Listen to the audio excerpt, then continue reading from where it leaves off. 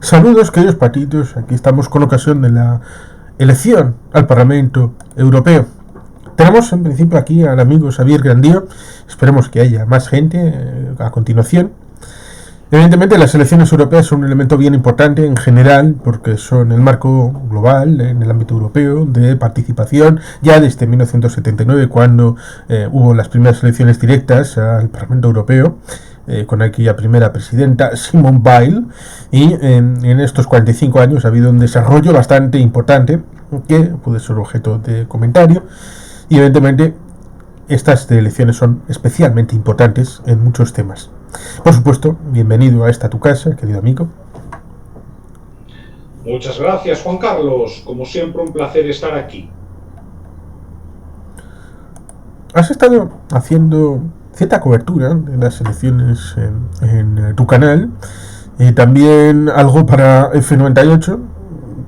¿Cómo es la situación teniendo en cuenta dos factores? Uno, primero, que parece como que hay una dificultad para la participación a la hora de movilizar a la gente. Y segundo, algunos dicen que, bueno, ¿cómo puede ser que esta sociedad tan solidaria aparentemente luego vote a partidos extremos y todo esto, donde hay un cierto extrañamiento de ciertos comportamientos, pero alguna gente acaba viendo estas elecciones así como una oportunidad de votar a cualquiera, ya sea Meloni, Le Pen, Alvise? Bien, esto da para mucho. Mm. Bueno, yo en primer lugar haría un pequeño matiz que me parece importante. Giorgia Meloni está gobernando en Italia, lidera el primer partido en Italia y más tarde o más temprano, no en estas elecciones, pero probablemente a medio y largo plazo, pronostico que la veremos en el Partido Popular Europeo. Más que nada porque ahora mismo en Italia está haciendo un trabajo de aglutinar todo lo que era el espacio de Forza Italia, que ha quedado descabezado pues tras la cuestión biológica del Cavaliere, ¿no? Digo esto porque son tres fenómenos distintos y está muy bien que lo hayas puesto a colación, ¿no? En Italia tenemos a Giorgia Meloni, que está en un proceso de realineamiento. Probablemente a nivel interno en Italia nos sorprenderían que sus políticas no son más radicales que las de la Liga Norte, ahora llamada Liga, a secas. Luego tenemos el caso de Francia, donde Marine Le Pen juega claramente como outsider, pero pensando sobre todo en descabalgar al espacio que representa Macron. Digo al espacio, no a Macron, que no se puede presentar a una nueva reelección. En Francia. Y luego tenemos el caso del Estado español. Has comentado el fenómeno Alvise Pérez, ¿no? Que tiene que ver un poco con la propia idiosincrasia de estas elecciones europeas, pero sobre todo con la percepción que tiene el ciudadano del Estado español de la importancia de estas elecciones. Las elecciones europeas se consideran, no entro, bueno, sí que entro, a mi modo de ver de una forma injustificada, como elecciones de segundo orden. ¿Qué significa esto? Elecciones en las que hay menos participación de forma sistemática. De hecho, desde 2004, a excepción de las elecciones de 2019 y porque coincidieron con municipales, las participaciones están por debajo del 50%. Todo parece indicar que esto es lo que va a suceder en el Estado español el domingo que viene. ¿Esto qué genera? Genera la posibilidad de que actores que de otra forma no entrarían puedan hacerlo. ¿Por qué? Primera, es circunscripción única, 61 diputados, con menos de un 2%, y en algunos casos con menos de un 1,5% entras.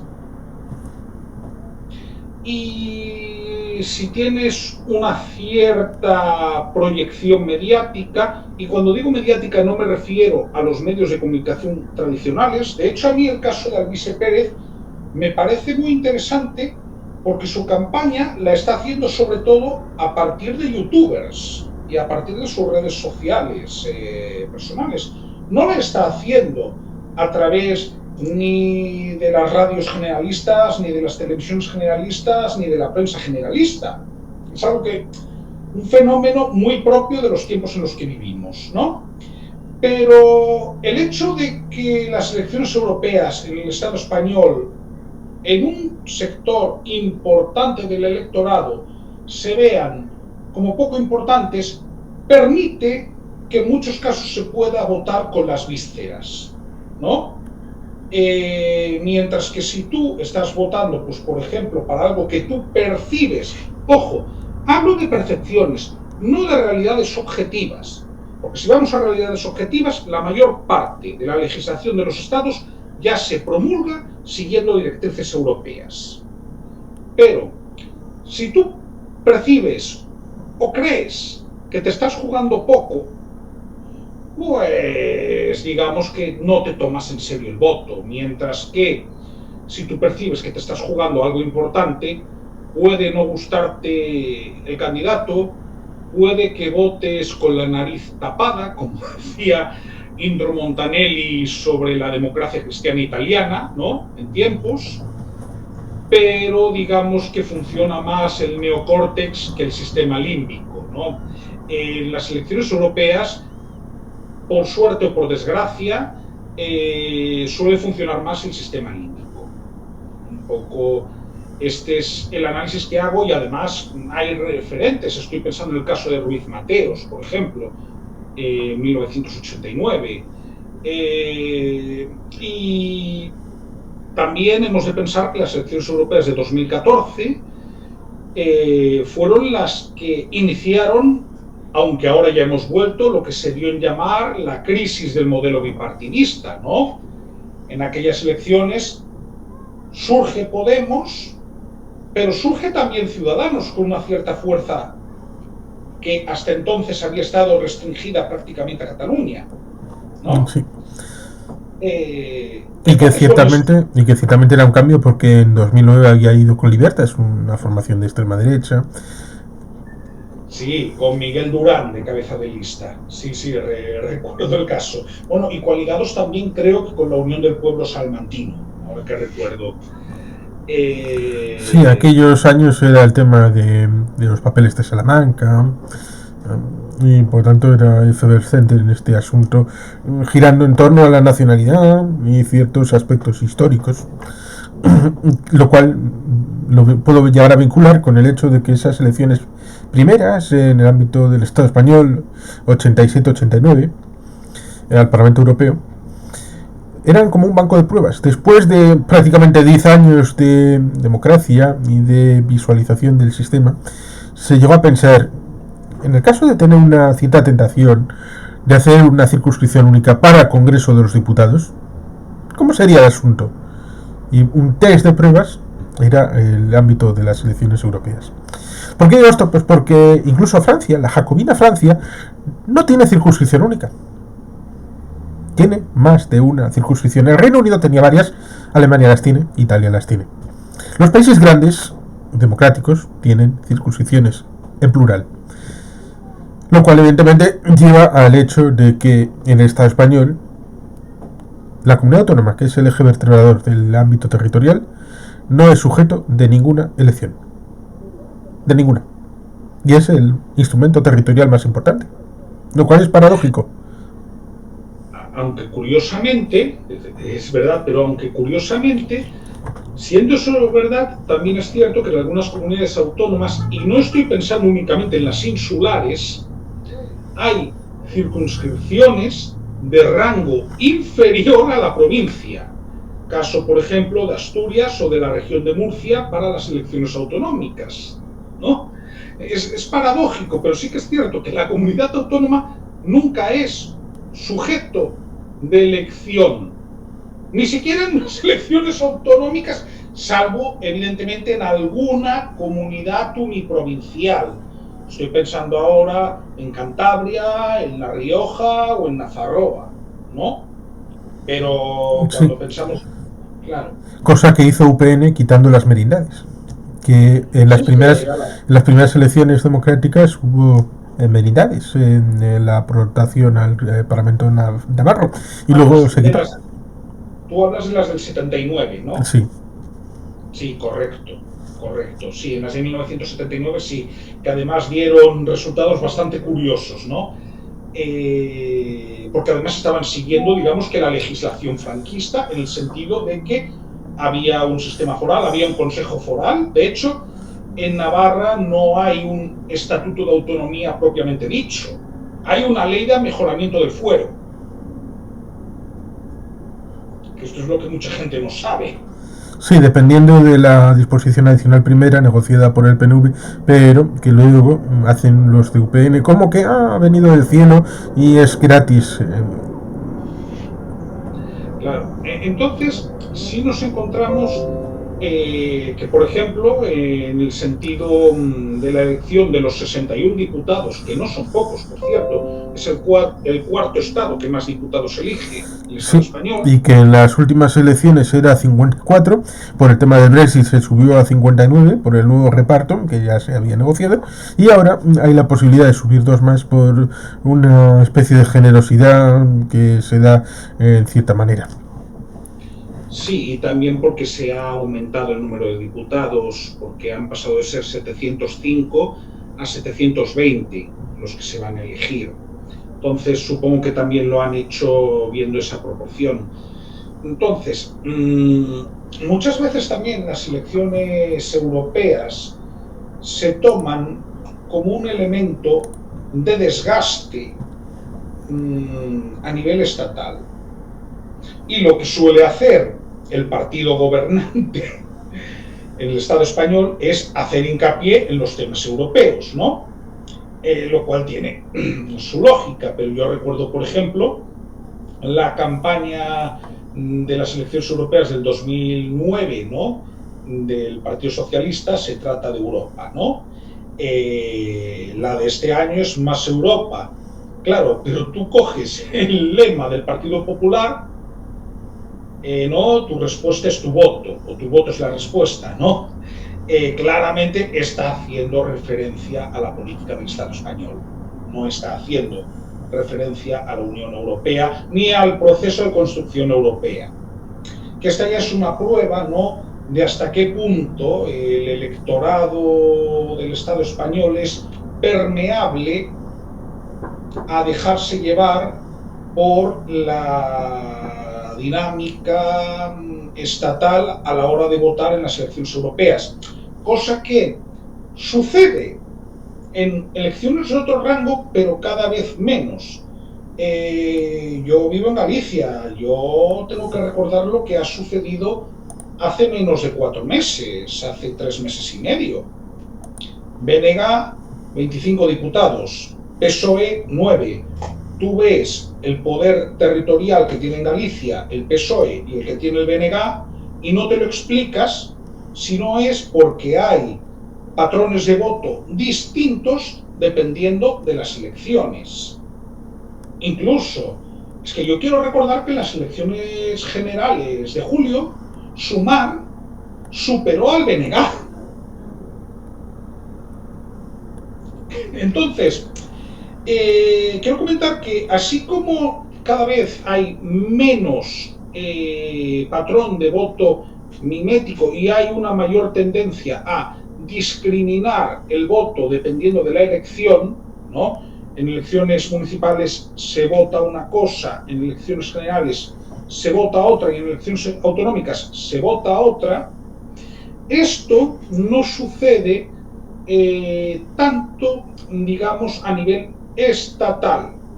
En las elecciones europeas muchas veces lo que hacen es reproducir en el Estado español el estado de opinión que hay en ese momento con respecto a la política estatal.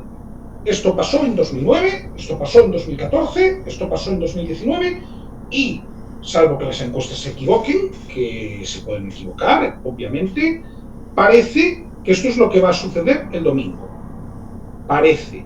Luego es el pueblo quien vota, pero parece que va a suceder esto. Un poco es el análisis a nivel Estado. Luego, si quieres, yo te puedo hablar del análisis a nivel europeo. Sí. Sí, sí, es interesante. Pero antes de eso hay otros temas como por ejemplo el hecho de que hay un país, solo uno, que tiene una circunscripción única. Se llama Israel y tiene 120 escaños en la Knesset. Esto ha derivado en una distribución bastante curiosa, porque todos los partidos que han tenido problemas internos, todos los partidos tienen problemas internos siempre que sean demócratas, ha supuesto la disgregación de los mismos en favor de que no hay límite a la hora de la entrada en la Knesset y por tanto si tienes un nicho de votos en alguna parte de Israel con un mínimo porcentaje, pues igual tienes un escañito, dos o tres y que puedo jugar a esas mayorías o minorías, lo cual evidentemente ha favorecido la atomización del sistema político.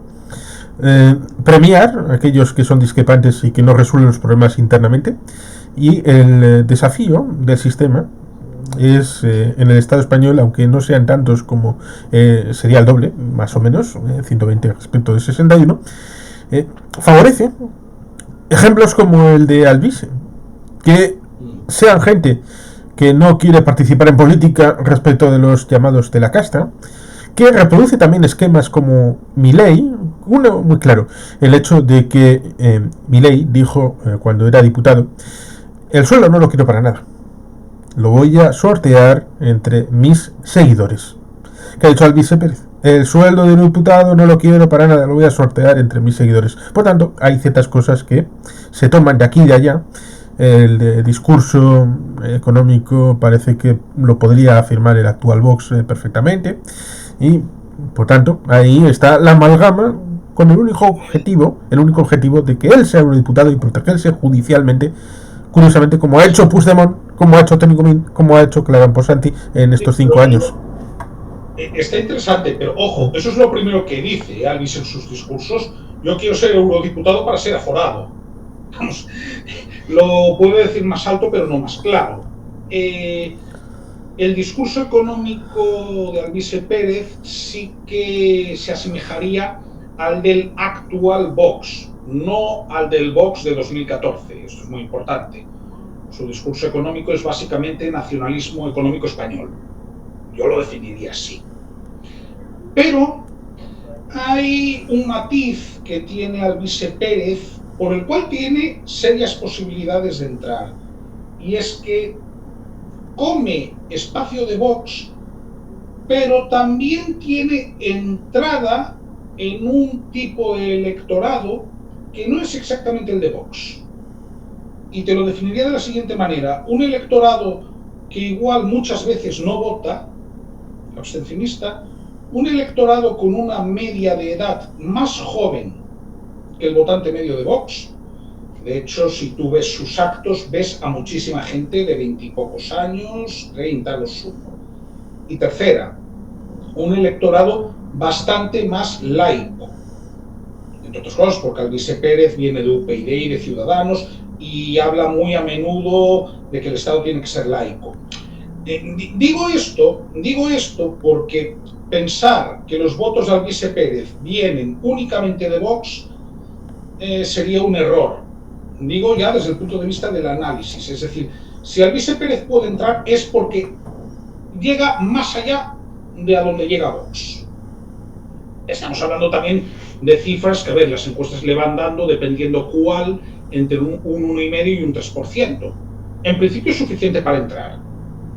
Pero sí que, a ver, es un discurso populista, muy efectista, es verdad, pero es que estamos en una época en la cual también la política muchas veces se está moviendo en esas coordenadas. Es decir, muchas veces se vota más al personaje que a las ideas que representa, o mejor dicho, se vota más al continente que al contenido. ¿Me parece a mí eso bien? Hombre, yo creo que hay que votar más bien al contenido y que luego el continente pues sea presentable, ¿no? Pero un poco eso es lo que se está sucediendo con este fenómeno. También te digo, a mi juicio es un fenómeno que tiene recorrido para elecciones europeas por el momento. Es decir, Esto en unas elecciones generales pues no le saldría, entre otras cosas, porque para empezar, aunque vayas por Madrid, como mínimo tienes que sacar un 3%. Y digo Madrid porque es la circunscripción que más escaños elige. Aquí, sacando un 1,5, un 1,6%, entras. Entonces, también hay que entender que hay esta cuestión. También creo que influye el candidato que ha elegido en esta ocasión Vox, que ha elegido a Buxadé, ¿no?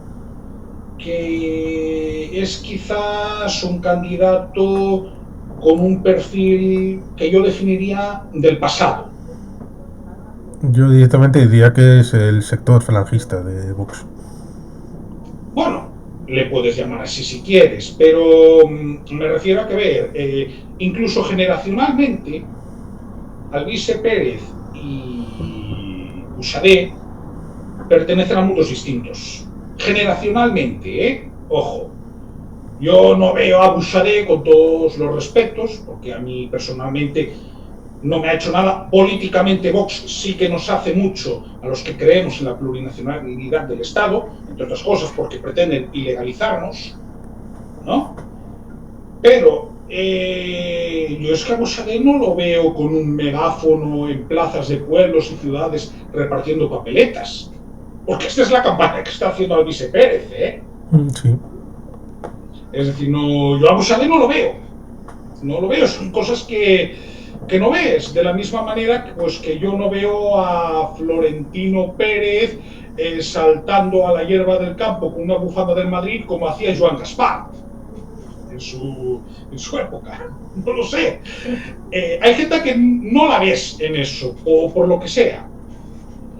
Entonces, yo lo veo como una cuestión coyuntural, pero que sí que nos sirve para tener una idea de hasta qué punto el electorado español no se toma las elecciones europeas como elecciones decisivas. Y en eso sí que es útil. Sí, sobre todo teniendo tantos temas importantes dentro de la Unión Europea y fuera de la Unión Europea, que son relevantes. Y también el hecho de que haya habido una evolución en la historia del propio Parlamento, desde el momento en el que había 3 para cada una de las comunidades, en el Tratado de París, luego los 2 tratados de Roma del 57, la creación de Euratom y la Comunidad Económica Europea, y toda la evolución posterior con la crisis de la esclavacía a comienzos de los años 60 con respecto a Francia, el acto de unidad del 68 para hacer un parlamento más o menos unificado y una comisión unificada, cosa que lleva a los años 70 el sistema monetario europeo, después de la fluctuabilidad de las monedas, cosa que ahora ya la gente no lo ve, porque después de la unificación monetaria del 91 en adelante, el euro, que deriva del ECU, y todo esto, evidentemente, tenemos el euro prácticamente en buena parte de la Unión, y esto favorece el intercambio también en lo económico y monetario cuando uno va, ya sea a Portugal en tu caso, a Francia en el mío, y a otro lugar un poquito más lejano, te encuentras con que puedes pagar con el mismo euro, no tienes que convertir, el asunto que era bastante sí, pintoresco, porque tenías que cambiar la moneda y cuando volvías pues igual valía más o menos. Yo de niño recuerdo precisamente cuando se cruzaba la frontera de Portugal tener que llegar al primer banco del primer pueblo, ¿no? Un poco grande para cambiar pesetas por escudos. Yo de hecho esto lo he vivido de niño, ¿no? Y hombre, también hay que decir que las fluctuaciones que había entre la peseta y el escudo no eran muy grandes. Más o menos, pues yo recuerdo que 100 escudos podían valer entre 75 y 80 pesetas aproximadamente, ¿no? Es decir, y por ahí se movía el tema, no variaba excesivamente. Pero sí, realmente la construcción europea ha traído esto, pero yo creo que además es muy curioso. En 15 años en los que no ha habido prácticamente avances institucionales, porque estamos funcionando con el tema del Tratado de Lisboa, que entró en vigor en 2009, creo que la Unión Europea es cuando más ha dado de sí y cuando más ha justificado su razón de existir. Y me voy a explicar por qué. Tradicionalmente se ha utilizado el discurso de que la Unión Europea era un invento destinado a favorecer a dos países, ¿no?, que eran Alemania y Francia. Alemania, a través de la unificación para exportar y del control del euro; Francia, a través de la PAC, fundamentalmente. Y si bien es cierto que yo en la PAC puedo dar fe que determinadas zonas del Estado español salieron muy perjudicadas, el caso de Galicia, por ejemplo, en la producción láctea es paradigmático, también es cierto que en los 15 últimos años ha habido varias políticas de las instituciones europeas que han ayudado a superar situaciones de crisis. Yo voy a poner un ejemplo. En 2008 los tipos de interés del Banco Central Europeo estaban en el 3,75%.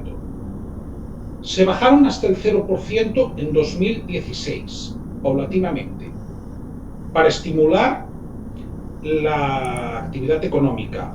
Y ojo, no todos los países de la Unión Europea estaban en recesión, eso es algo que olvidamos. Segunda, la compra masiva de deuda soberana de estados como España, Portugal, Italia, Chipre, Grecia, Irlanda, fue una forma de sostener estas economías en unos momentos muy complicados. Y en tercer lugar, quiero recordar que los fondos Next Generation han movilizado 750.000 millones de euros, que esto es una auténtica salvajada. Y este dinero no cae del aire. Quiero decir, los alemanes también lo han pagado, los finlandeses también lo han pagado, los franceses también lo han pagado. Entonces, sí, has perdido soberanía monetaria, sí, tienes que pagar la deuda en primer lugar, digo, por la reforma que se hizo expresa en 2011 de la Constitución, ¿no? Que bueno, yo creo que se tendría que haber hecho de otra forma o se tendría que haber consultado directamente a la población. Pero, con todos estos peros que puedes introducir, lo cierto, y es objetivo, es que si el Estado español en 2 años ha salido de la recesión de 2020, ha sido, entre otras cosas, porque ha habido fondos europeos, ¿de acuerdo? Y porque tienes el sustento de una divisa de referencia como es el euro. Entonces, yo, que tradicionalmente no he sido un gran europeísta, de hecho voté en blanco en el referéndum de la Constitución Europea, y hasta hace poco veía a la Unión Europea como un mal necesario para impedir otras guerras. En los últimos años sí he llegado a la conclusión de que dentro se está mucho mejor que fuera. Y cuando tienes a un sátrapa criminal como Vladimir Putin invadiendo estados democráticos como Ucrania, entiendes que los países bálticos tuvieran tanta prisa por entrar en la Unión Europea. Entraron los 3 en el 2004. ¿Por qué? Porque ese matón no se va a atrever a atacar a un país de la Unión Europea. Entonces, por la vía de los hechos, sí que se está demostrando que la Unión Europea es un espacio de solidaridad. Y ese ya es un buen motivo para ser europeísta y para apostar por el proceso de construcción europea. Has citado el ámbito geopolítico y es un asunto bien interesante porque esto no es nuestro solo, también ha pasado en el sudeste asiático. ¿Cuál ha sido el asunto? Tanto Corea del Sur, Taiwán, Singapur, Japón, fundamentalmente han tenido la idea de gasto social o gasto económico en partidas que no eran militares. Singapur, quizá un poquito, porque tenía una relación a partir de los años 60 con cierto país de Medio Oriente, judío, teniendo en cuenta la relación que tenía de cercanía con Malasia, un país musulmán allí. Pero Corea del Sur, Japón, Taiwán tenían a Estados Unidos como garante de su defensa. Por tanto, el gasto se derivaba por ahí y hacían política de doble uso. Sí, investigaban el tema militar, pero con la capacidad de esta tecnología desdoblarla en ámbito de lo económicamente sustentable y de otras patentes que derivaban en el uso civil. En Europa nos ha pasado eso. Tenemos un ámbito en donde en los años 60, 70, 80 se gastaba en estado de bienestar. Incluso cuando Niskanen y Osborne en 1972-73 hicieron un informe que ya ponía en cuestión el esquema de estado de bienestar en Europa, que prefiguraría luego Thatcher, Reagan, y por tanto pensábamos, a pesar de que había ONGs que hicieron labor de zapa con dinero soviético, aunque no se confesó, para el ámbito de los euromisiles contra los Pershing, respecto de lo que en principio había sido el orden contrario. Primero fueron los SS-20 en el espacio de Europa Oriental y después replicaron los Estados Unidos con los Pershing a solicitud de Mitterrand, a solicitud de Helmut Kohl. Pero, ¡ay, el belicismo! Los europeos quieren establecer la idea de la guerra contra la Unión Soviética, la pacífica Unión Soviética, que regaba dinero de ONGs de paz. Y que eso, evidentemente, era una injerencia extranjera. Y de esas, seguimos manteniendo la idea de la paz se hace sin armas. Si usted no tiene una empresa de armas, es más pacífico. Si usted no vende armas, es mucho mejor. Si usted no tiene arsenal, es mejor. Si usted, el ejército lo tiene para desfiles y para cosas humanitarias, pues es mucho mejor. Y esto se ha frenado completamente. Espero que sí. Con la idea de, a ver, Ucrania, vas a hacer lo que yo diga. A Ucrania, oye, yo soy un país independiente y si me quiero hacer amigo de la ASEAN o meterme en la Confederación Intergaláctica, pues puedo hacerlo, siempre que los votantes me dejen, porque igual uno quiere meterse en la Federación de Planetas Unidos de Star Trek y la gente le puede decir, oiga usted, eso es una serie, y sea un poco más serio y plantéeme cosas más realistas, como por ejemplo que quisieran meter a Ucrania en el Pacto Andino cuando ya no existe. Por tanto, ahí estaría el asunto. Rusia no tiene derecho de veto. ¿Cómo se defiende? Durante los años 90 y comienzos del siglo XXI dejaron un montón de chatarra en forma de antiguo material militar.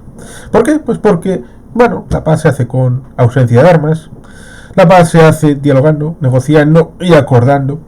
Pero claro, cuando un matón viene a matarte, ¿cómo negocias con él? Y eso, en principio, debería de haber sido ya una lección en estos 2 años de guerra contra Ucrania. Efectivamente, el pacifismo en Occidente muchas veces es la coartada perfecta para fortalecer a tiranos. Porque muchas veces los tiranos utilizan ese soft power que hay en países occidentales gracias a una libertad de expresión que ellos no permiten en sus estados. Bueno, yo quiero recordar un pequeño detalle. Rusia no es una democracia. Quiero decir, por si alguien aún se lo está planteando, ¿no? Rusia es un estado que persigue a los homosexuales. Rusia es un estado que está utilizando a miembros de minorías étnicas como carne de cañón en Ucrania. Quiero decir, yo creo que es importante, ¿no?, poner en contexto esto, sobre todo porque hay algunos partidos de izquierda en el Estado español y en las naciones que lo conforman que, hostia, cuando se habla de la guerra de Ucrania se ponen con una frialdad de analista geopolítico impresionante. Es decir, da igual, ¿no?, todas estas cosas. Ucrania tiene muchos problemas, efectivamente, pero Ucrania en la Unión Europea no sería víctima de esta agresión, objetivamente. Y con un matón, el lenguaje que entiende ese matón es o el de las armas o el de la disuasión. Es decir, ojalá no se tengan que utilizar las armas, pero por un pseudo-pacifismo, que al final es el mismo pseudo-pacifismo que se utilizó a primeros de 1939 para entregar Checoslovaquia, tú no vas a tener paz, tampoco vas a tener una salida honrosa y al final vas a tener que hacer tarde lo que tenías que haber hecho antes. En ese sentido, yo sí que en relación a la Unión Europea soy un convencido de la necesidad de crear una fuerza militar propia, unificada, y que en un primer momento sirva para guardar las fronteras de la Unión, que por cierto tiene fronteras con Rusia. Creo que esto conviene recordarlo. Sí, y que hasta hace 4 días esas fronteras eran como, a ver, en las parcelas de Galicia, que pueda haber un murete o una valla, pues eso era más frontera que lo que había entre Polonia y Rusia. Y era frontera exterior, y sigue siéndolo.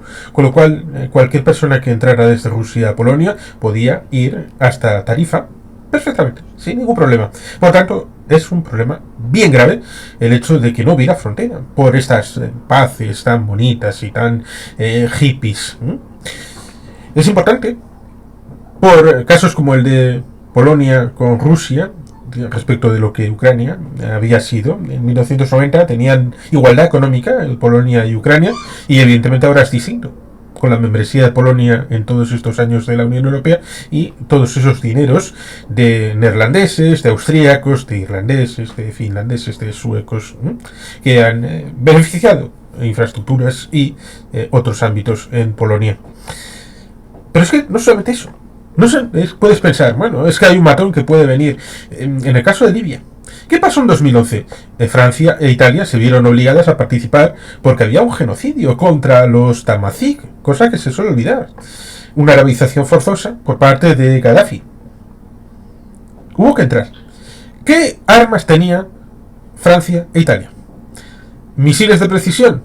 3 days, para 3 días de combate. Luego que pedir a Estados Unidos. ¿Qué ejército puede tener Francia e Italia para ese tipo de combate? Para desfile y poco más. Claro. Y dicen, ojo, cuidado, que en los próximos 3 años puede haber una guerra entre Argelia y Marruecos. Cosa que Bien. Se pegan entre ellos, dices, bueno, vale, pero ojo, cuidado, que te puedes salpicar. No, para empezar no es entre ellos en el momento en que te afecta el suministro de gas, como se ha visto. Por poner un ejemplo, no es únicamente cosa de ellos cuando te afecta, en primer lugar. En segundo lugar, es poco realista pensar a estas alturas que con los pequeños ejércitos nacionales que tienen los estados de la Unión Europea puedas plantear un conflicto bélico a gran escala. No es realista. La posición de la OTAN va a seguir existiendo, pero yo creo que los Estados europeos tienen que concienciarse en que, aunque esa estructura va a seguir existiendo, nos vamos a tener que sacar las castañas del fuego nosotros, fundamentalmente. Estados Unidos seguirá aportando, pero hasta cierto punto, entre otras cosas porque también en la geopolítica Estados Unidos ahora también está prestando atención al flanco del Pacífico, ¿no? Y eso no significa que vaya a descuidar Europa, pero sí que va a tener que dividir esfuerzos, ¿no? Por eso yo sí que soy un convencido de la necesidad de un euroejército propio de la Unión Europea y que participe en conflictos. Es que es una necesidad. Es una necesidad. De la misma manera que por la vía de los hechos la Unión Europea ha cumplido con el principio de solidaridad, y su gran prueba de fuego, con todos los sinsabores, fue la gran recesión, y cómo después de la gran recesión y después del COVID ha salido el rescate, también por la vía de los hechos, va a tener que instituir algún tipo de institución, y valga la redundancia, de defensa colectiva, en colaboración con la OTAN, si se puede, pero ya hay que pensar en esas coordenadas. Sí, algo distinto de lo que sucedía en los años 90 y prácticamente comienzo del siglo XXI, en donde había un reparto de tareas. El ámbito estadounidense ponía el ejército y hacía la operación. Y después en la reconstrucción venía la Unión Europea y ponía el servicio y ponía los elementos de conciliación y de reconstrucción y de edificios y de instituciones.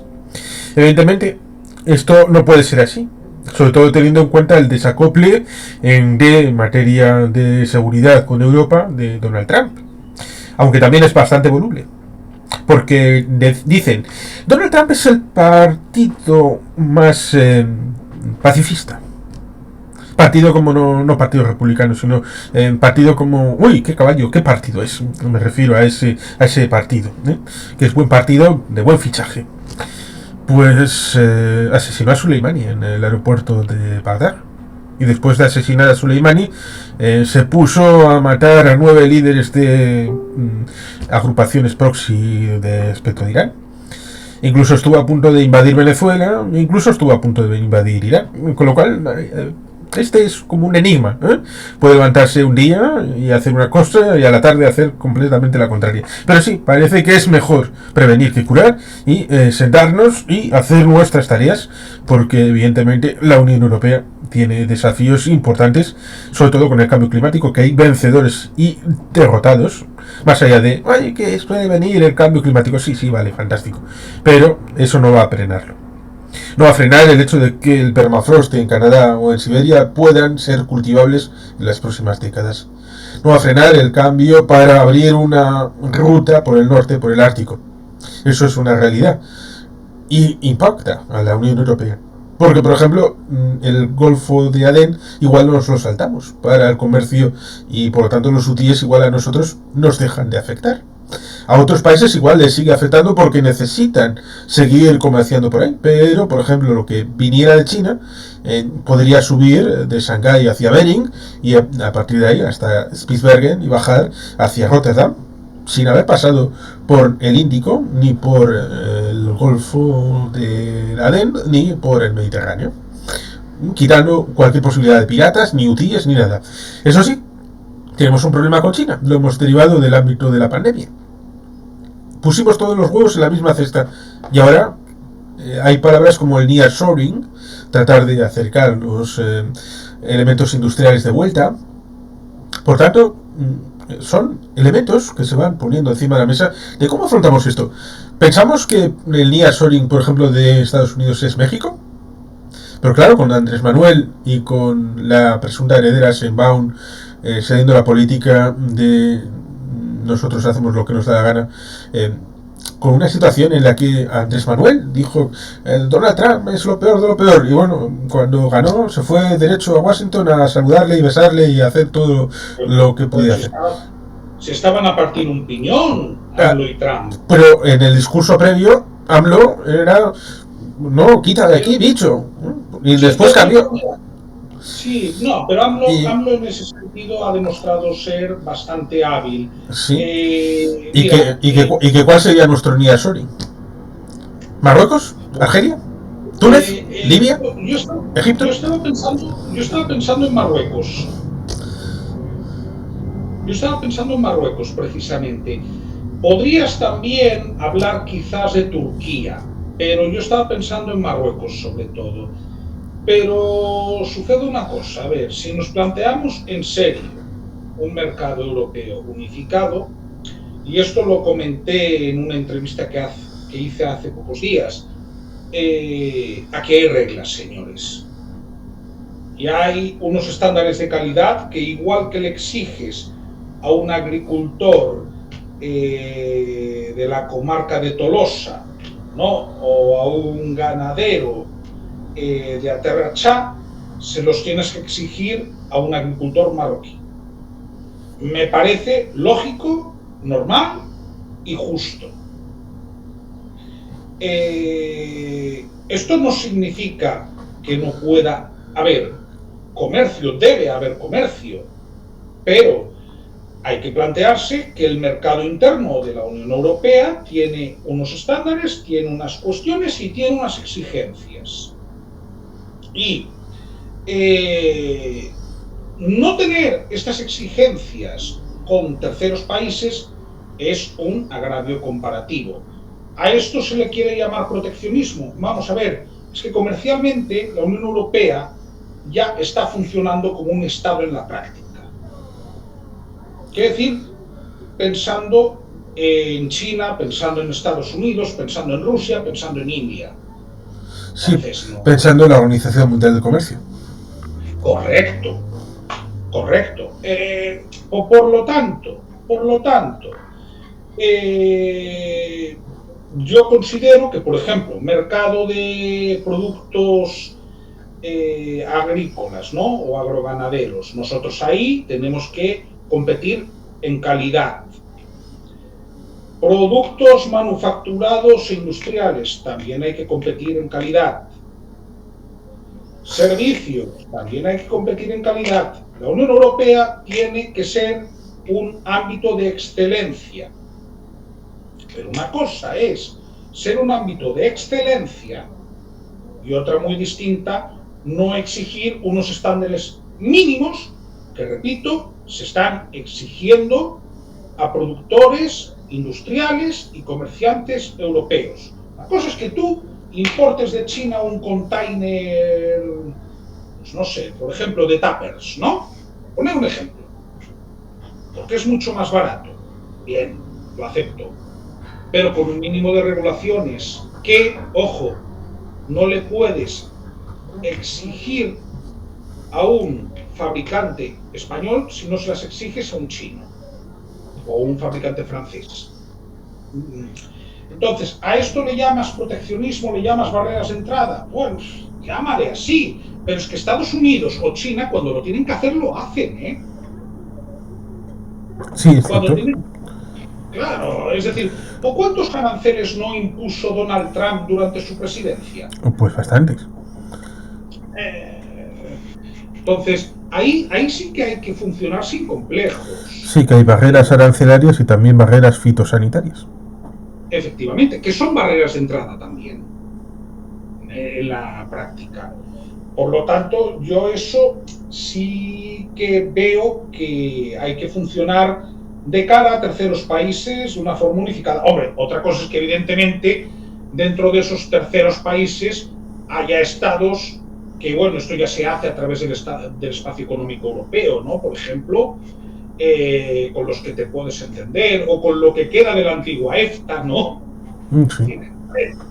Hay estados como Noruega, Islandia, Suiza o Liechtenstein, con los que, hombre, no hay mucho problema porque te cumplen, si es necesario, esos estándares, ¿no?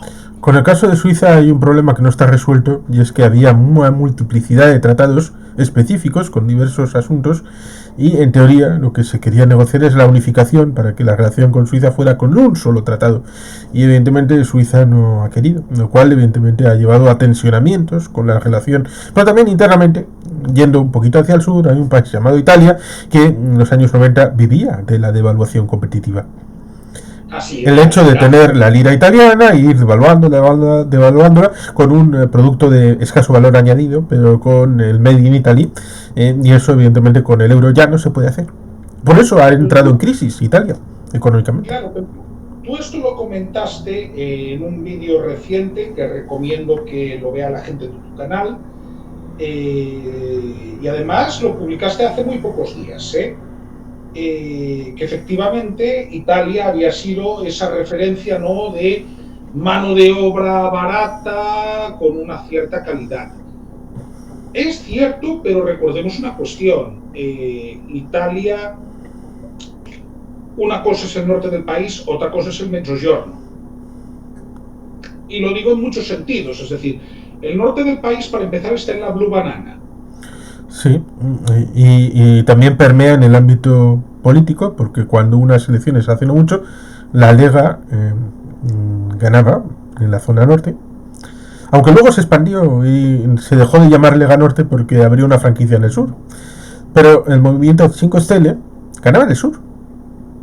Con lo Claro, cual, la suma de los dos era la suma de Italia, pero era la suma de dos Italias.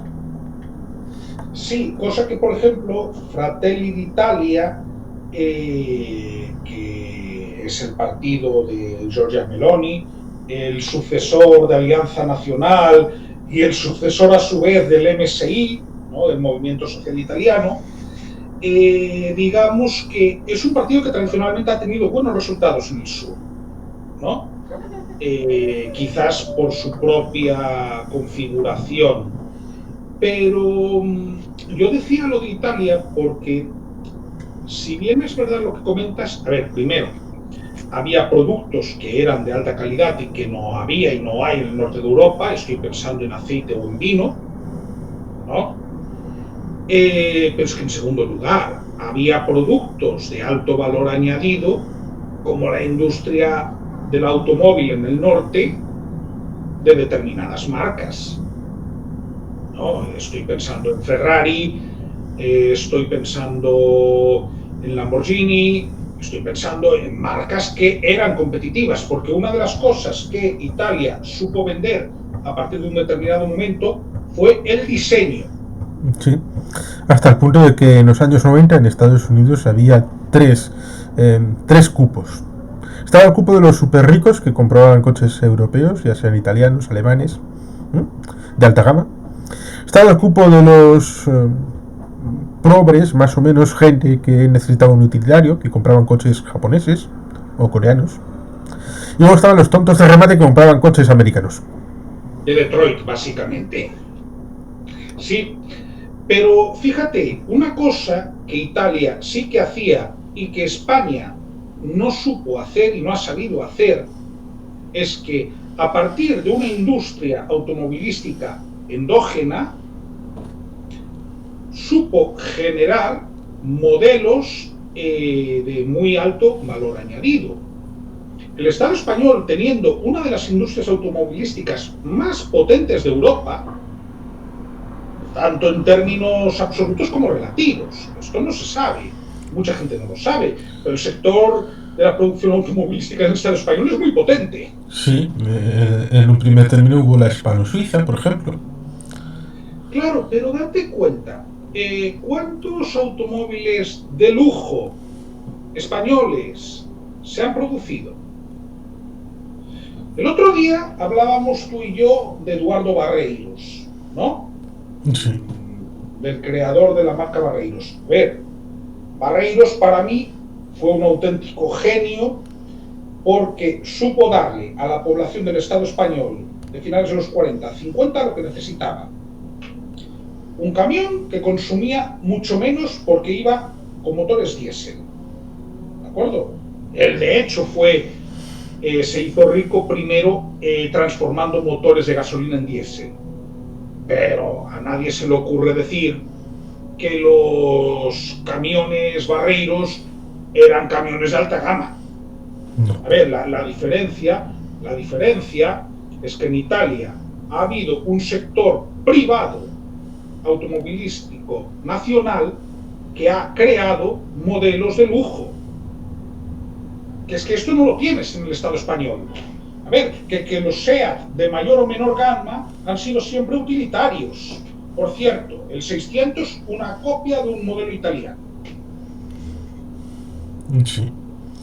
Sí, es cierto. Claro, que quiero decir, siendo esto... Llevaba patente Fiat, tenía. Claro, por eso lo digo. Sí, hay cosas curiosas que la gente debería saber, como por ejemplo el hecho de que gracias al actualmente conocido como navarrerismo, bueno, UPN y todo este sector que no va a las europeas, porque parece como que, bueno, el tema europeo no importa, cuando prácticamente la economía navarra es monocultivo de Volkswagen, que no está precisamente la decisión en España, está en Wolfsburg, en Alemania. Con lo cual resulta curioso. Pero algo que tenéis en Vigo, que es la Citroën, iba a estar en Navarra.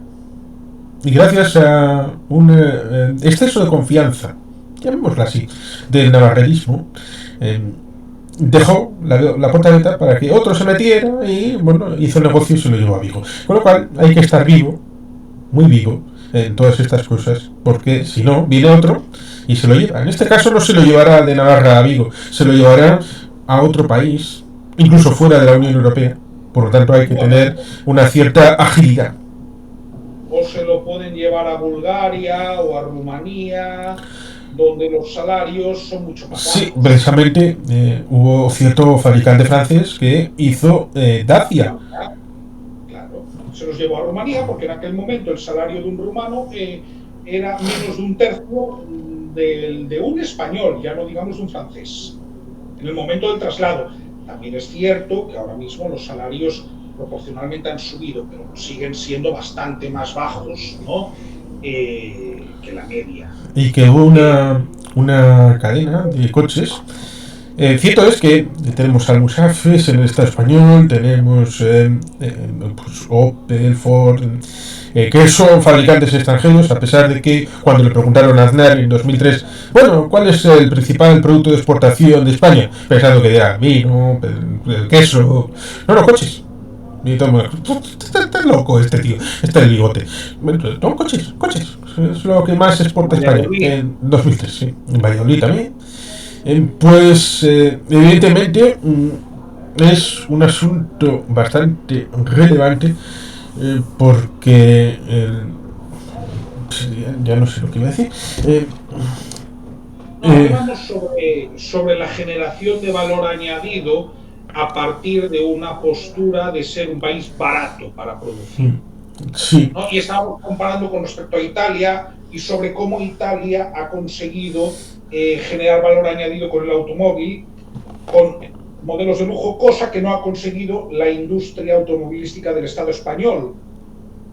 Me refería a eso, es decir, cuantitativamente se exporta mucho, pero son todo empresas extranjeras. Hombre, incluso SEAT, ¿de acuerdo? Y SEAT no destaca por ser una marca de vehículos de lujo, nunca ha hecho eso. Y bien es cierto que ahora tenemos un problema con el tema de automovilismo porque, por ejemplo, MG, que era una marca británica, la compraron los chinos y ahora venden coches eléctricos chinos bajo la marca MG. Cosa que también había pasado dentro de la Unión Europea con la situación de Rolls-Royce, que fue comprada por los alemanes. Por tanto, ahí ciertamente hay que estar vivo porque las oportunidades evolucionan de una manera bastante rápida. En el tema automovilístico y en muchos otros. De hecho, precisamente esto redunda en la idea, ¿no?, de apostar por la creación de valor añadido y por qué la Unión Europea tiene que ser un mercado interno potente y tiene también que marcar reglas hacia afuera. Y tiene que marcarlas. Y sí. Vamos a entrar a un momento muy importante, que es el siguiente. Yo he estado ojeando, antes de empezar a hablar contigo, las encuestas globales, ¿no? Sí, solamente una punta antes de entrar en eso, y es el hecho de que los acuerdos comerciales pueden ser diversos, porque la preeminencia de Occidente no está garantizada. Los acuerdos comerciales pueden ir en una vertiente o en otra. Ejemplo práctico, cuando se inaugura el embrión de lo que podía haber sido el Tratado Transpacífico, pensando que iba a ser una posibilidad de libre comercio en base a este libre democracia, pensamiento en el ámbito político y mercado en el ámbito económico, llega Donald Trump y dice, no, ahí no entramos. ¿Quién entra? China, y ocupa el lugar. Con lo cual, otro concepto de comercio se instala en el vehículo. Acuerdo Estados Unidos, Unión Europea, Estados Unidos podría haber sido otro vector de configuración de un ejemplo de acuerdo comercial entre dos países, Unión Europea y Estados Unidos, respecto de lo que podían otros haber configurado de comercio entre ellos. No se ha hecho. Por cosas, sobre todo europeas, dogmas y todas estas cosas. Por tanto, el mundo puede virar a otro modelo comercial en el que no seamos protagonistas por nuestra dejación de situación. Por tanto, hay que también estar en esto. Y los electores, ibas a decir el tema de encuestas, a visión global, que al fin y al cabo, como podemos ver que las elecciones generales en el Estado español son 50 elecciones, no es una, son 50. y las elecciones a la situación del Parlamento Europeo no es una, y ni siquiera son 27, son más. Cada una de las circunscripciones en las que se eligen eurodiputados es una elección por sí misma. Por tanto, la complejidad se hace todavía más profunda. Efectivamente, y dentro de esa complejidad, la verdad es que hacer un esfuerzo para traducir las encuestas tiene su aquel, pero sí parece que hay dos tendencias. La primera, que el bloque central, y para que nos entendamos, el bloque central es el conformado por el Partido Popular Europeo, por el Partido Socialista Europeo y por el Grupo Renovar Europa, que es a su vez la unión de la Alianza de Liberales y Demócratas y del Partido Demócrata Europeo, obtendrían la mayoría absoluta, con algunos escaños menos. Pero recordemos que ahora mismo es suficiente con 361 escaños, ¿no? Sí. Sí parece que esa mayoría la van a obtener, pero para mí un dato quizás que no sea tan preocupante para conformar la mayoría ahora, porque se pondrán de acuerdo, pero que sí que puede ser preocupante a medio plazo, es que los partidos que de alguna manera impugnan este orden van a crecer. Van a crecer, eso sí, van a crecer de una forma desordenada, en una amalgama de grupos que muchas veces tienen muy poco que ver entre sí, o que tienen vetos cruzados. Veamos el caso de Marine Le Pen y la Agrupación Nacional, que acaba de romper con la Alternativa por Alemania, ¿no? Pero lo que sí que me preocupa es que a medio plazo la gobernabilidad de Europa se haga más difícil. Por el momento va a ser viable, pero me preocupa a medio plazo. Sí, sobre todo por esa diferencia. Dejando de lado el hecho de lo que pueda pasar en Países Bajos, que ahora están más o menos organizando un gobierno después de 5 o 6 propuestas de primeros ministros, después de 8 meses de barbecho, después de las elecciones, y además que tampoco son muchos eurodiputados los que provienen de Países Bajos. Alemania, pues sí, puede subir la Alternativa por Alemania, pero evidentemente en Polonia no va a subir mucho, con Federacha ni el PiS, en parte porque han salido del gobierno y tal vez pueda ganar incluso la coalición que lidera Donald Tusk, el actual primer ministro. Tenemos Marine Le Pen, que posiblemente suba, no sabemos cuánto, posiblemente mucho, según las encuestas, luego los resultados son otra cosa. Tenemos Italia, donde Meloni sí va a subir mucho, pero prefiguras que en algún momento puede acabar siendo parte del Partido Popular Italiano. Europeo. Me refiero al Partido Popular Italiano, en herencia de lo que Luigi Sturzo estableció. Sí. Por tanto, Partido Popular Italiano como Partido Popular Europeo. Lo mismo que hubo el desfío, que no era el Partido Socialista francés, sino hasta los años 70, donde estaba la sesión francesa de la Internacional Obrera. Sí. Sí, no, el caso de Meloni sí veo factible a medio plazo que acabe en el Partido Popular Europeo. Incluso, fíjate, ella está dando pequeños pasos y está haciendo pequeños gestos para dirigirse allí. Gestos que, por cierto, ya hacía Gianfranco Fini cuando estaba en el gobierno con Silvio Berlusconi. Un ejemplo. Sí, es cierto que el referente de Giorgia Meloni en el Estado español es Vox. Sí. Pero Giorgia Meloni se limitó a mandar un mensaje. No fue. Quiero decir, Milei fue con todo lo que sabemos que ha sucedido y además no sé qué pintaba ahí Milei, porque su programa económico en teoría no tiene nada que ver con el de Vox, ¿no? Es decir, el programa económico de Vox en cualquier caso tiene bastante más que ver con el de Agrupación Nacional. Sí, y como comentaste alguna vez, el programa de Milei podría ser perfectamente el de Rajoy cuando se presentó a las elecciones en diciembre del 2011. Sí, su ejecutoria como gobernante más bien. Es decir, su ejecutoria como gobernante es un calco de lo que hizo Mariano Rajoy los primeros meses de su gobierno. Ha subido impuestos y ha recortado gasto público. Vamos, eso es lo mismo que hizo Rajoy. ¿Qué diferencia hay? Es decir, es un programa de ajustes que puede hacer cualquier gobierno de centro-derecha. Eso sí, sin la etiqueta chic de libertario. Sí, que es lo que podría haber hecho, por ejemplo, un Carlos Menem en su segundo mandato, o también Mauricio Macri, de haber tenido valor.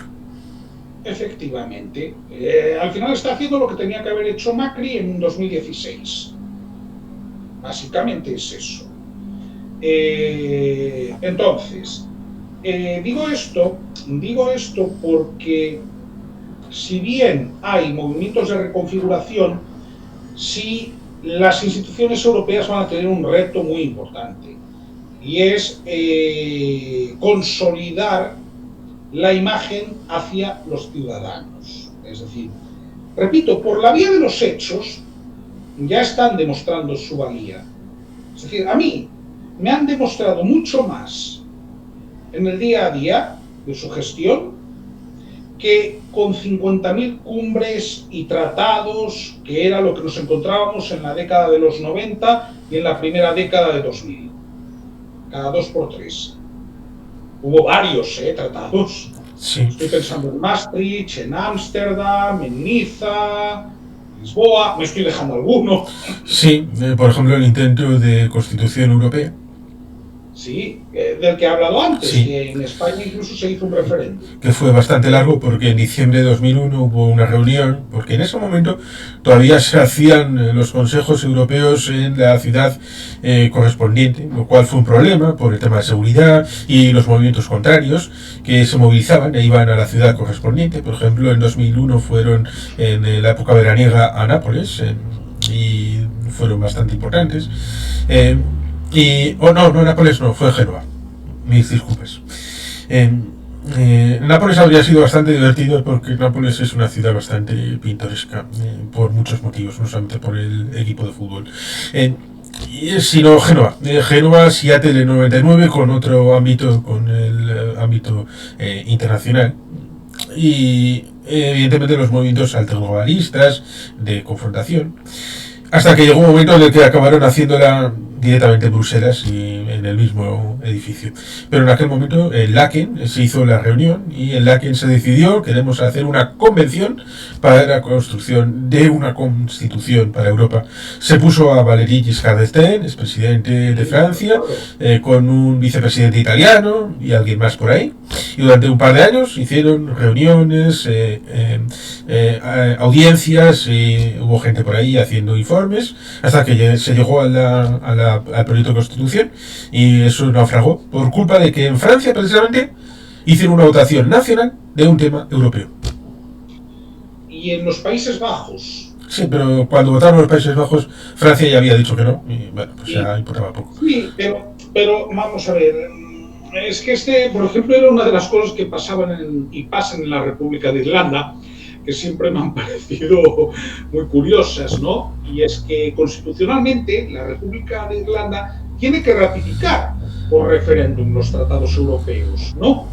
Y entonces ya ha pasado más de una vez que en una primera votación la población ha dicho que no. Sí, lo cual hace una problemática, porque en teoría cuando Irlanda dice que no, en teoría luego debe de reunificarse la versión consolidada y ser debatida por el resto de Estados miembros, porque el texto debatido ya no es el mismo, porque incluye unas adendas para Irlanda. Y eso no se hizo.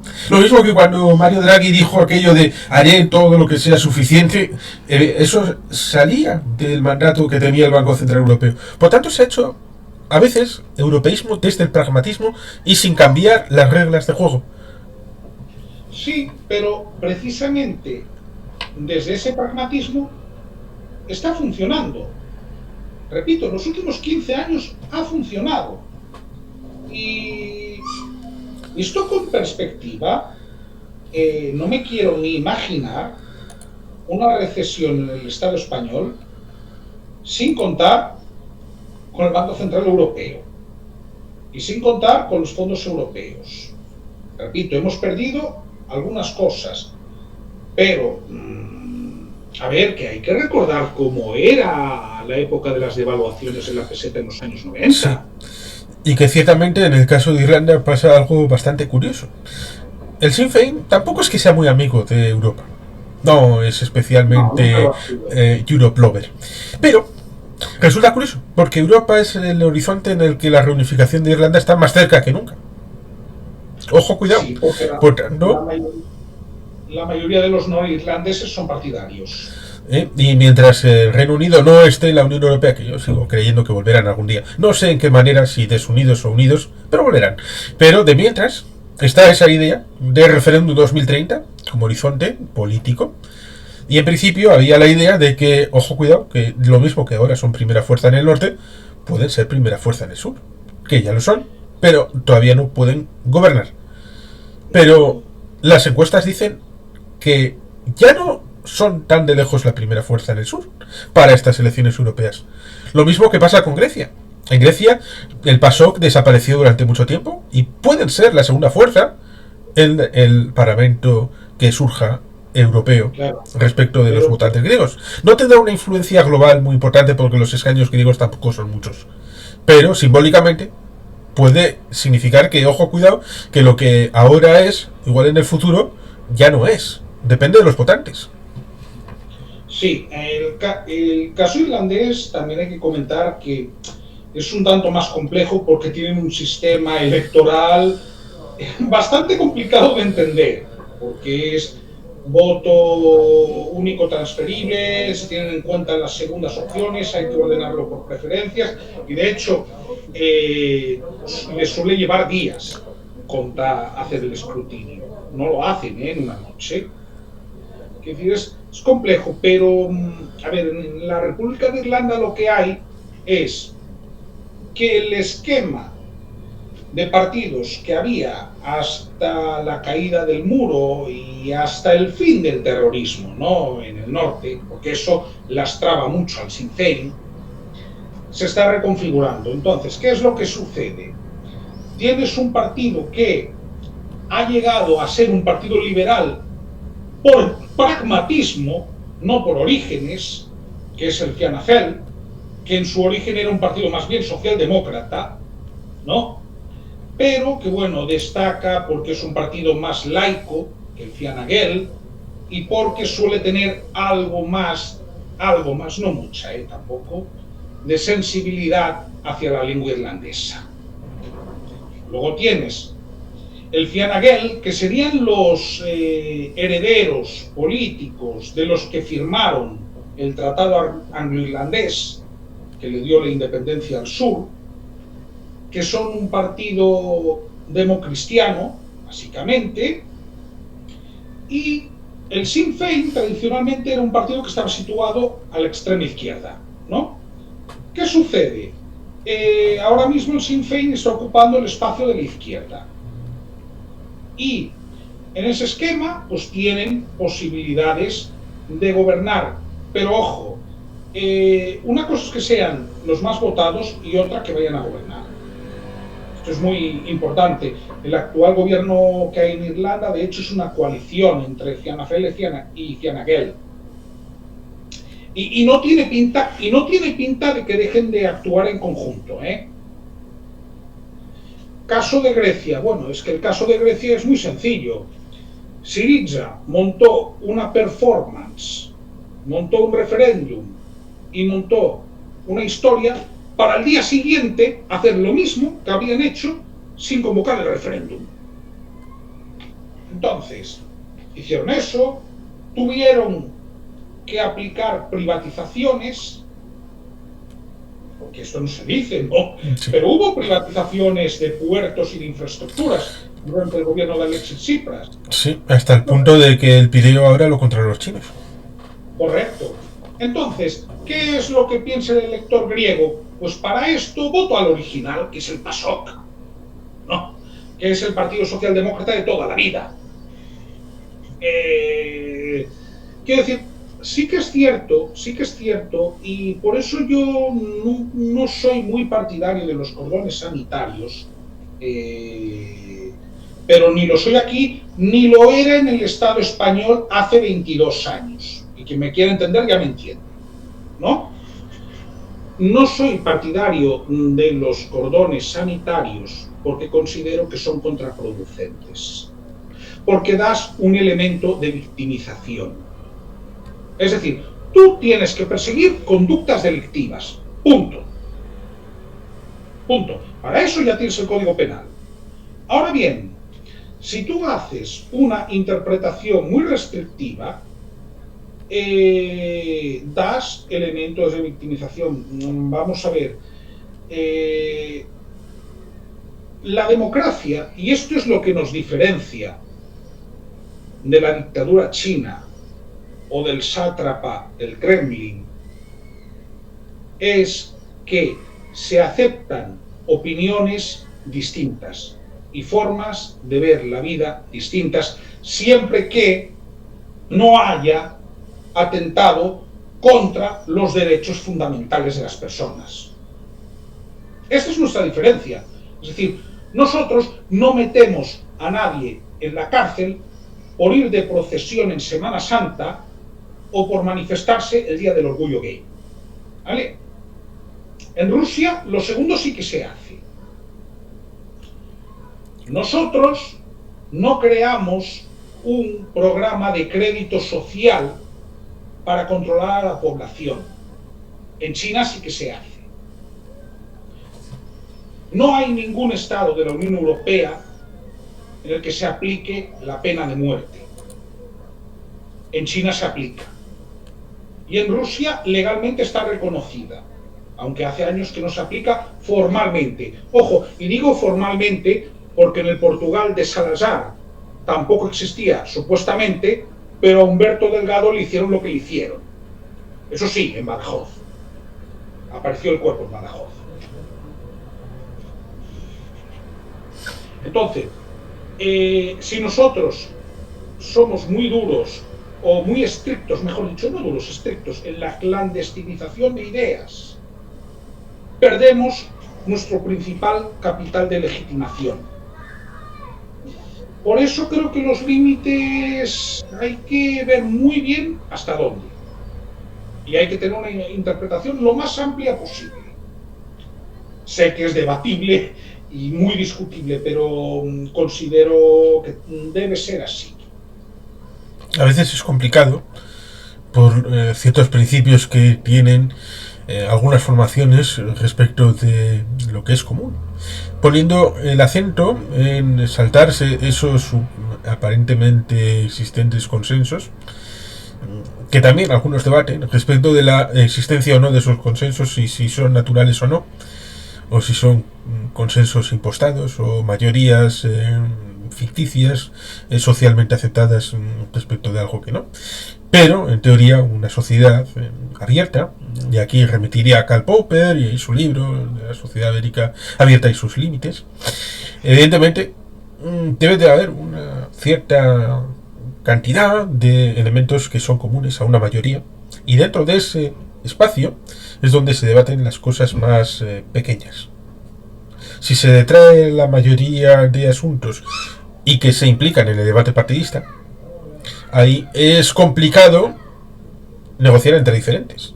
Y los más radicales en esa diferencia, pues se sitúan fuera de la posibilidad de acuerdo. Bien, pero es que siempre va a haber una parte que esté fuera de esa posibilidad de acuerdo. De la misma manera que, a ver, Juan Carlos, en las relaciones personales hay gente con la que no puedes razonar aunque quieras. Eso te lo encuentras en la vida, pero que sea la menor posible. Mira, yo digo una cosa. Los enemigos en la vida es inevitable tenerlos, pero hay gente que compra boletos para tener más, ¿no? En la política también aplicaría esa máxima, es decir, enemigos los justos, necesarios e inevitables, dentro de la divergencia, dentro de la confrontación de ideas, pero cuanto más amplios sean los consensos, mejor. El consenso, evidentemente, es una transacción, implica una renuncia parcial, pero la ventaja que tiene es que abre un espacio de entendimiento mucho más amplio. A ver, hay en ocasiones una mitificación, ¿no?, del proceso de transición española, ¿no? Lo hay para empezar, porque no se pudieron presentar los partidos que se denominasen republicanos, no se pudieron presentar los carlistas, esto no se suele decir, en 1977, Esquerra Republicana de Cataluña no lo pudo hacer con su nombre porque no estaba legalizada, y otro tanto pasó con la Unión do Pobo Galego. Pero, dicho todo esto, fue un proceso donde hubo un consenso bastante amplio. A mí me dices, viendo por ejemplo las transiciones, ¿no?, de los países de Europa del Este, a ver, hay varios países en los que se ilegalizó al Partido Comunista. ¿Yo lo habría ilegalizado? No, pero sí que es verdad que había que quitarle la posición de privilegio que tenía para que las elecciones fuesen libres e igualitarias. Es decir, porque si tú cuentas con toda la red de locales, con toda la red de empleados, mira, imagínate la red del movimiento, funcionando a pleno rendimiento. O imagínate que mañana se convocan elecciones libres en Cuba, con el Partido Comunista de Cuba, con toda la red que tiene. Sí. Aunque la oposición quisiera, probablemente no ganarían. A ver, lo que puede pasar el mes que viene en Venezuela, y perdón que me vaya un poco a ese tema, es un auténtico milagro si se da, teniendo en cuenta que el chavismo, bolivarianismo, lleva 25 años manejando ese país a su antojo. Y aún así no hay encuesta seria que le dé a Edmundo González menos de un 55% en intención de voto. Ninguna encuesta seria que dé menos de eso. Pero, porque lo que hay es el absoluto caos. En el caso de Europa, ¿no? A ver, las cosas se pueden hacer mejor. Siempre se pueden hacer mejor, Juan Carlos, siempre. Pero, a ver, la construcción europea nos trajo la paz después de que Alemania y Francia tuviesen 3 guerras mortíferas durante 70 años. En 70 años. Solo por eso ya ha valido la pena. Ya valía la pena. ¿Hay mayor ejemplo de lo bueno que es el consenso? Pues este es un buen ejemplo. Que yo no he nacido en guerra, yo no he vivido ninguna guerra. Yo creo que por edad tampoco la has vivido tú. No, claro. Dentro del marco de la Unión Europea, no. Claro. Lo más cercano que hemos tenido ha sido la desintegración de Yugoslavia. Y se nota mucho la diferencia, ¿eh? Oye, tú te levantas en cualquier país de la Unión Europea que tenga adoptado el euro, que no lo han adoptado todos aún, y bueno, tú más o menos sabes cuánto te cuesta una barra de pan de un día para otro. Oye, que esto hoy en Argentina no lo saben.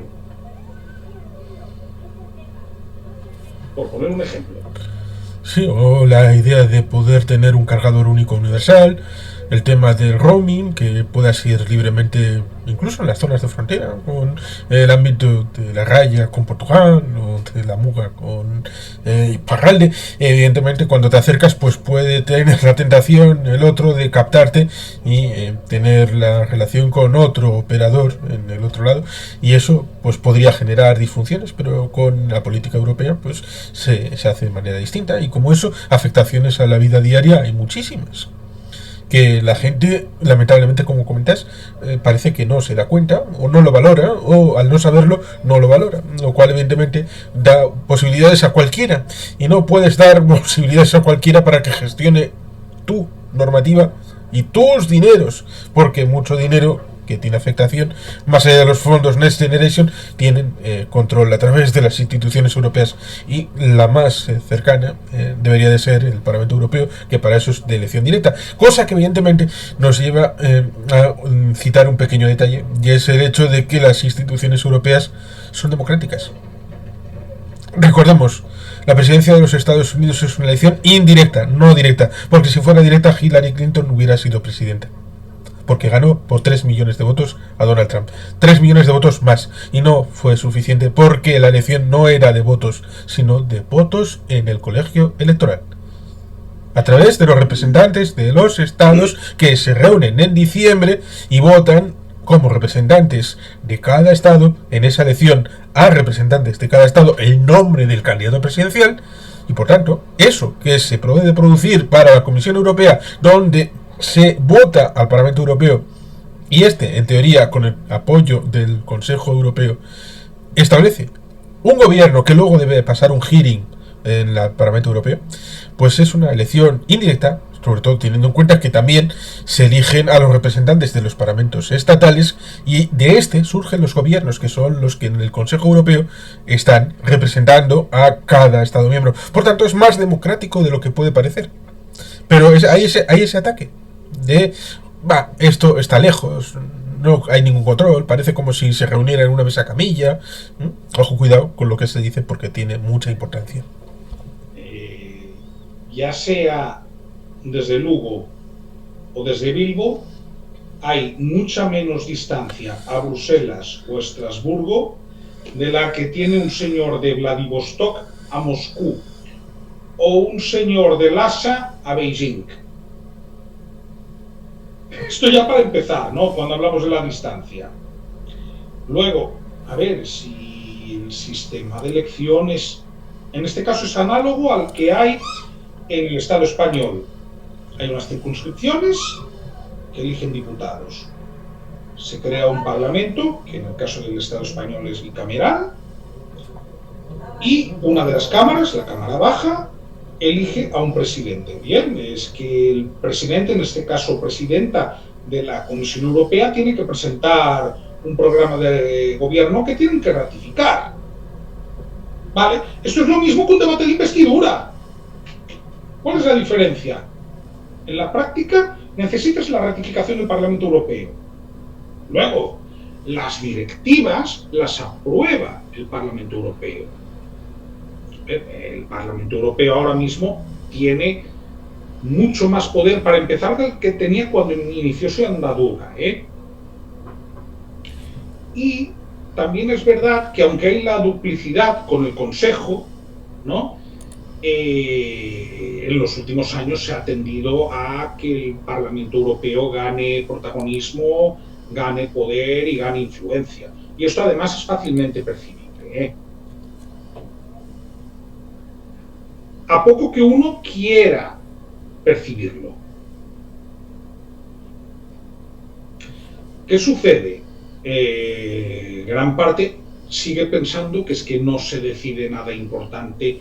A ver, repito, si al final la Ley Orgánica de Protección de Datos de 2018, la Ley Orgánica 3/2018, que aprobó el Estado español, es un copia-pega del Reglamento Europeo de Protección de Datos.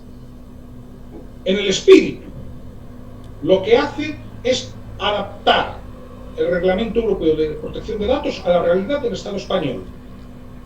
Recordemos que la ley vigente era de 1999, la anterior. Y esa ley lo que hace es adaptar las exigencias que tiene el Reglamento Europeo de Protección de Datos. Y como esto la mayoría de las leyes estatales. Sí, y que ciertamente es importante tener voz directa, porque a pesar de que uno puede tener representación en el Congreso de los Diputados, es bueno establecer en el informe legislativo que viene asociado a estos proyectos, reglamentos, directivas en el ámbito comunitario, tener ya una voz allí que ponga tu visión, o encontrar a alguien que la traslade, para tener ya allí una incidencia desde origen y no tener que depender de cuando se haga la transposición teniendo en cuenta de que en el Estado español, a diferencia de otros estados compuestos, se hace directamente en el Congreso de Diputados sin tener en cuenta con los parlamentos de las comunidades autónomas de las nacionalidades y regiones. Recordemos, hubo un tratado internacional con Canadá que estuvo pendiente del Parlamento de Valonia para ser ratificado. Sí, y esto podría ser perfectamente posible en el Estado español, pero primero tendríamos que empezar por generar varias circunscripciones internas, para mi gusto cumpliendo con el criterio de naciones, es decir, estoy pensando en la nación catalana, estoy pensando en la nación vasca, estoy pensando en la nación gallega y estoy pensando, porque sería injusto no hacerlo, en la nación canaria, como mínimo. Luego hay otros ámbitos que son debatibles o discutibles, pero recordemos que crear circunscripciones implica también un número mínimo de diputados por circunscripción. Entiendo yo. Sí. Claro, entonces, si el criterio fuese nacional, como mínimo tendría que haber 5 circunscripciones en el Estado español, como mínimo. Susceptible de que haya más, pero yo creo que hay determinadas naciones que están bastante definidas. Hombre, si a estas alturas tengo que explicar por qué Canarias debería tener una circunscripción propia, oigan, echen un vistazo a un mapa y miren enfrente de dónde está. No, hombre, y miren qué distancia hay a Sevilla, desde cualquier isla canaria. Es decir, como yo siempre digo, es que Canarias tiene el mismo derecho a ser independiente que el que tiene Cuba. Si nos atenemos a cuestiones geográficas, el mismo, ¿eh? El mismo. Entonces, habría que plantearlo en esos términos. Y luego, evidentemente, pero eso ya sería una reforma en clave confederal del Estado español, que el Senado fuese una Cámara de Representación Territorial siguiendo el principio nacional y que tuviesen esas naciones capacidad de veto en la legislación si consideran que su legislación se ve de alguna manera afectada. Ese sería, pero hablamos de imaginarios, ¿no? Sí. Un modelo. Sí, sería demasiado parecido a lo que sucede en Alemania, donde jamás llegarían a algo como el proceso, porque previamente habrían habido pasos intermedios en donde habrían frenado cualquier tentación de llegar tan lejos. Habrían resuelto el problema bastante antes, con prevención y con diálogo. Entonces, un poco esta es mi visión, es decir, son unas elecciones en las que veo apatía en el Estado español. Es más, hay gente que me ha preguntado si había elecciones.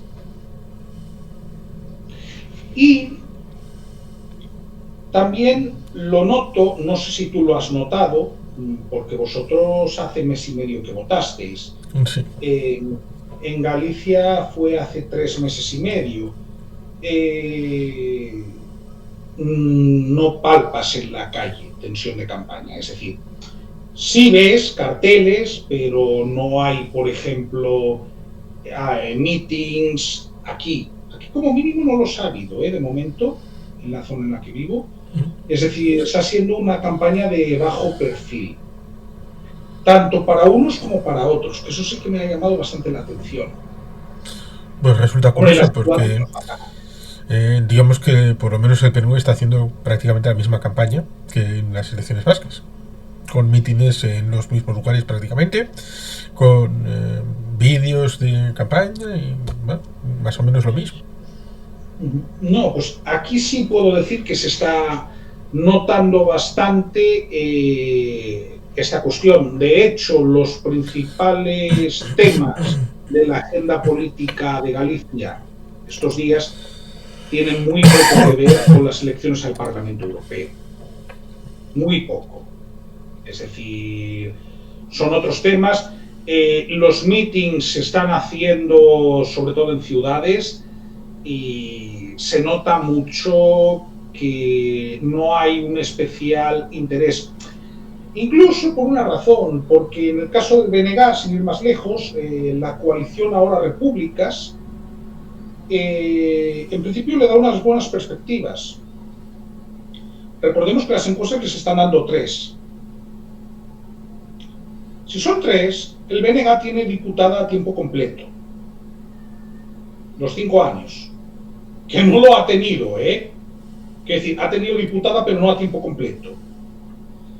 Y también es cierto que en Galicia la campaña autonómica, sobre todo en la última semana, se apretó bastante, sí hubo una cierta tensión y ahora digamos que los grandes partidos, hombre, sí que he visto quizás algún coche con megáfono del PSOE, ¿no? Pero no, yo aquí sí que estoy notando mucho el hecho de que se ha levantado el pie del acelerador. Se nota bastante. Y esto probablemente se va a notar también en la participación. También te digo, tú vives en una ciudad. Sí. Claro. Es una ciudad de 80.000 habitantes. Eso es más o menos lo que tiene Pontevedra.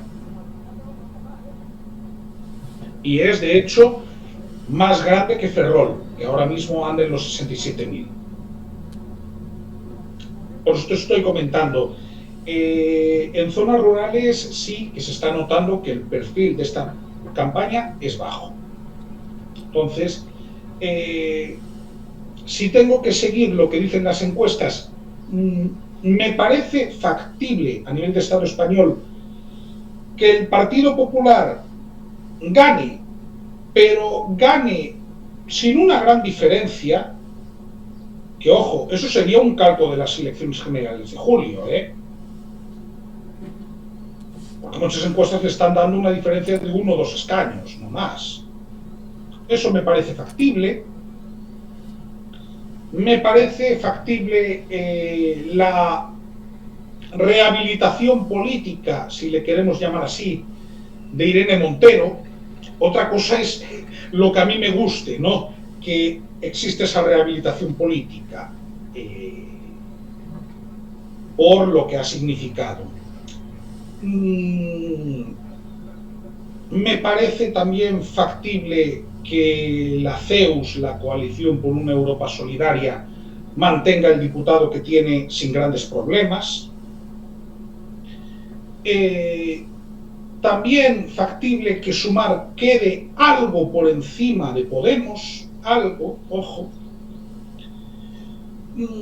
Yo personalmente creo que Vox mantendrá posiciones o subirá un poco, pero probablemente lo que deje de subir va a ser en gran parte por el fenómeno Alvise Pérez, ¿no? Más o menos esta es la fotografía que yo haría. Participación entre el 40 y el 50% aproximadamente. Dependerá de la movilización, pero dudo que llegue al 50%. Sí, ciertamente en una semana tendremos el fresco ya definido y lo veremos en vivo y en directo, a ver qué habrá pasado y que seguramente seguirán siendo unas elecciones en clave estatal, cuando lo que se juega, y hemos comentado bastante, es en otras claves más supraestatales y supraeuropeas. Y la gente lo va a vivir. Durante 5 años el resultado de esas elecciones personales, porque impactarán en la toma de decisiones en el ámbito europeo y, lo quieran o no, decir una cosa u otra va a ser algo bien distinto. Pero esto es complicado. Llevamos décadas tratando de generar un discurso europeísta que socialice la idea de que esto es importante y todavía no hemos dado con la tecla para hacerlo de manera suficientemente efectiva. Con lo cual habrá que seguir. Sí, totalmente de acuerdo. Y este es un camino que al final se hace al andar, como diría Machado. Sí. Sin tener que ir al exilio, puede ser, y sin tener que morir en tierra extraña. Otra de las ventajas de la Unión Europea. Si el Estado español no estuviese en la Unión Europea, no habría habido amnistía. Seamos claros. Un motivo por el cual incluso los nacionalistas periféricos deben ser europeístas. Si el Estado español no estuviese en la Unión Europea, ¿tú te imaginas la última época de José María Aznar? Pues habría sido bastante más salvaje. Mira, yo recuerdo que Enric Juliana, pocos días antes del referéndum del 1 de octubre de 2017, a veces hace análisis muy interesantes, a veces, ¿no? Hacía un análisis somero de lo que eran las líneas rojas no escritas de la Unión Europea. Más allá, ¿no?, de todo el entramado institucional, de los tratados, ¿no?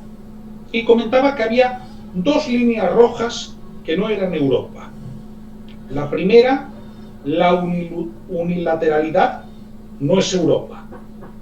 Y es cierto, es decir, la Unión Europea a nivel interno no permite la unilateralidad. Es más, si Escocia se hubiese independizado, se habría independizado porque había un acuerdo previo con el gobierno británico para celebrar el referéndum, que además constitucionalmente tenían que cederle la competencia para celebrarlo. Pero la segunda línea roja es que en la Unión Europea no se permite el concepto de preso político. Y lo hemos visto cuando los encausados por el procés se exiliaron, se pedían extradiciones y, oye, ¿por cuántos estados de la Unión Europea han pasado y cuántos la han concedido? Porque a mí se me ocurren unos cuantos, ¿eh? Sí, es cierto. Por lo tanto, repito, la Unión Europea, con todas sus miserias, es un espacio de libertad y democracia. Se está mejor dentro que fuera. Bien, pues ciertamente lo podemos ir dejando aquí, porque el asunto da para mucho, pero ya hemos sucintamente tratado lo sintéticamente más importante. Y que evidentemente agradezco que hayas estado por aquí en este tema tan relevante. Nada, hombre, un placer, Juan Carlos, como siempre. Que seguramente volveremos con algún otro asunto en un futuro.